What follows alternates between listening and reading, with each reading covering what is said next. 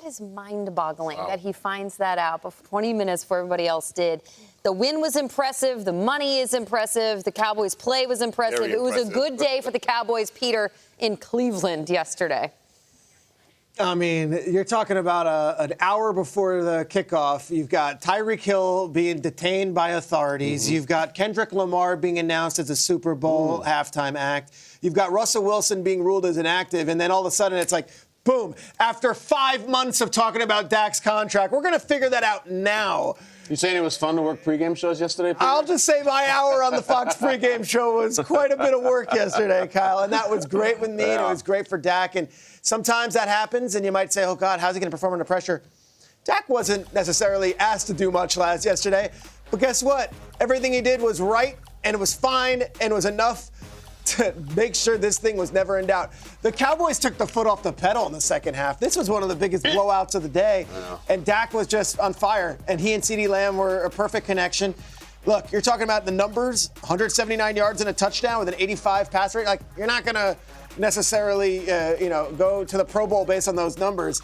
But when you know you're the man in charge and you know that everyone in that building knows you're the man in charge, that's what you're looking for. I thought Dak answered the bell. And gosh, can we not put a Browns team like that on national television for Tom Brady's debut ever again? That team was not worthy of that spotlight, of the lone 4 o'clock window on Fox. And I worry about the Browns, and we'll get to them all week long, but I worry about the Browns in that we all just assumed, all right, well, we didn't see anything in the preseason. We didn't get any hint, but we assumed that they went to the playoffs last year and Watson's better than Flacco. This was never a game, and I'll tell you, the Cowboys, they walk through this one. They'll have bigger challenges coming through.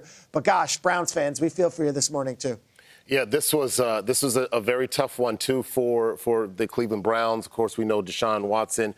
He lost his father a couple of days before the game. The offensive line, they had their issues. Obviously, they lost their right and left tackle. But I want to look, defensively, because the Dallas Cowboys took advantage of the weakness for that of the Cleveland Browns. I mean, just abusing them. You saw Michael Parsons just lining up every which way, creating havoc. Lawrence was in the backfield, 6 sacks. I mean, when you watch this game, I felt badly for Deshaun Watson. There was no time that he ever felt like he could get comfortable in the pocket. He was just constantly running and moving, and he just always felt, even when the pocket was clear, it felt like somebody was on top of him. But this defense was just after him. This was a very tough defense, and they made the most of it. And Kendrick's even getting in there as well, too. To play devil's advocate, though, we saw some other quarterbacks yesterday, Akbar, that handled themselves in a pocket sometimes that did collapse, like a Josh Allen, like a Matthew Stafford. Do you think Deshaun Watson should get to a point where maybe at times in a game he could take it on himself and hang and really take responsibility of the offense? Yes and no. That offensive line did not protect. You go back, and I had to watch that game a second time, and I looked at it, I'm like, you can't get comfortable in that pocket. Deshaun Watson is just constantly moving. Those guys, I mean, when you lose your left tackle and your right tackle and you're moving around like that, it's very difficult to have settled feet. Now, I thought that Cleveland Browns probably should have leaned a little bit more on the run game. That they didn't. They were really constantly trying to force the ball in there. It was tough. It was a tough day for Deshaun Watson. Yeah, I mean, Deshaun Watson hasn't looked comfortable in 4 years. It's been a tough half decade at this point. And I'm the guy, and you know this, Peter, I'm always saying week one is a liar. Don't take too many takeaways from week one. We've seen a bunch of Super Bowl teams get destroyed week one. We've seen teams be world beaters week one.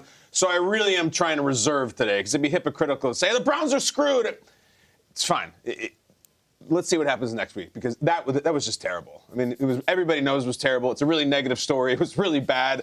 But it's like, you said this too, Peter. We saw nothing in the preseason. Deshaun Watson did not take a single throw. He had arm soreness, and then he came out and it was just like, this looks like a guy who's in the preseason trying to make the roster, not a $230 million guy who you traded everything for. And I have to say, Browns fans are so upset this morning, and I'm going to try to pick you up a little bit. Next week, the schedule gets easier. Thank God you have the Giants on the schedule. You have the Raiders coming. But I also think it's a little bit weird that you're watching this, and, down in Tampa, Baker Mayfield looks like prime Drew Brees, and couldn't miss and wouldn't miss, and is supported, and the fans love him, and the teammates love him.